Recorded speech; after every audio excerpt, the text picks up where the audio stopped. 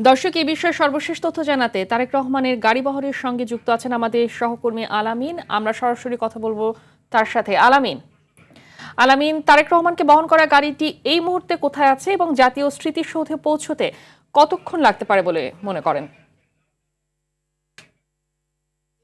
আমরা দেখছি তারেক রহমানের যে গাড়ি বহর এবং তারেক রহমানকে বহনকারী যে বাস, সেটি গাবতলী বাস টার্মিনালের ঠিক সামনে রয়েছে।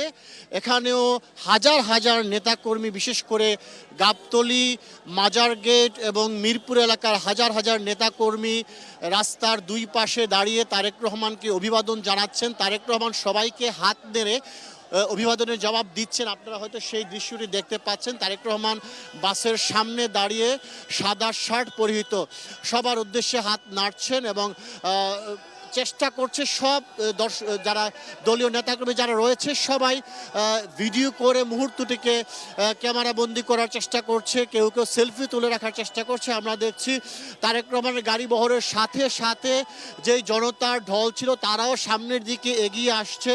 আমরা অনেককেই ব্যানার, ফেস্টুন নিয়ে এখানে অবস্থান নিতে দেখেছি। পাশাপাশি সবাই নানান স্লোগান দিয়ে তারেক রহমানকে বাংলাদেশে যে দীর্ঘ 17 বছর পর তিনি এসেছেন সেই অভ্যর্থনাটি সবাই জানাচ্ছে এবং তারেক রহমানের সবার অভ্যর্থনার জবাবে হাত নেড়ে সবাইকে অভিবাদন জানাচ্ছেন।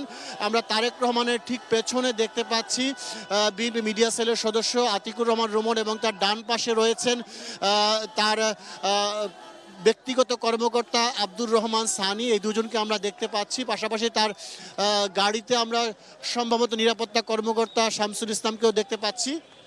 আমাদের গাড়ি এই মুহূর্তে বলা যায় যে কিছুটা গতিতে এগিয়ে যাচ্ছে। এতক্ষণ পর্যন্ত অর্থাৎ বিকেল 5টা থেকে আমরা দেখেছি যে তিনি যখন শহীদ প্রেসিডেন্ট জিয়াউর রহমানের মাজারে শ্রদ্ধা নিবেদন করে রওনা করেন, বাসে ওঠেন।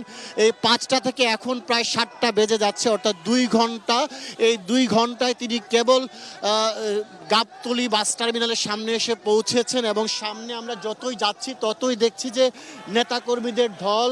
নেতাকর্মীরা রাস্তার একেবারে অর্ধেকের বেশি দখল করে তারা দাঁড়িয়ে আছেন তারেক রহমানকে কাছ থেকে দেখার জন্য, তারেক রহমানের সাথে ছবি তোলার জন্য কিংবা মুহূর্তটিকে ভিডিও করে ফ্রেমবন্দি করার জন্য।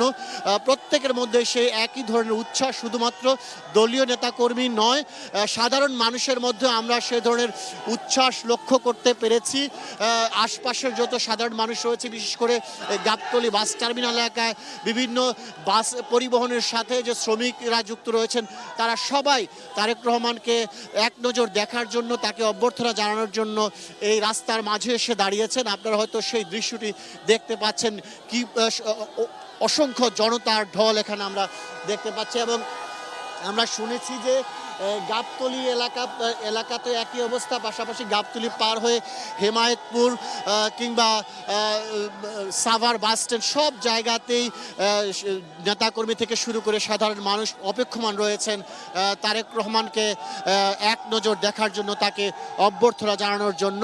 আমরা যদি একটু বলে রাখি, আজকে দুপুর 3টার সময় তারেক রহমান তার গুলশানের যে বাসভবন রয়েছে সেই বাসভবন থেকে বের হয়েছেন।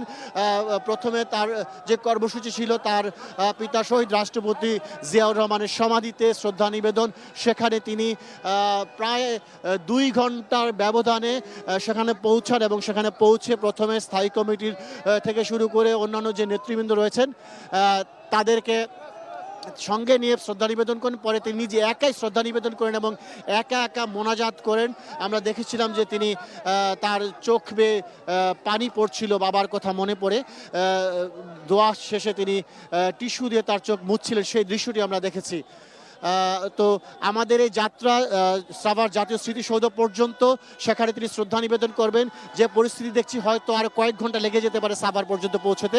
ফাহমিদা, এই হচ্ছে আমার কাছে থাকা রাজধানীর গাবতলী এলাকা থেকে তারেক রহমানের গাড়ি বহরের সবশেষ খবর। আলামিন, ধন্যবাদ আপনাকে।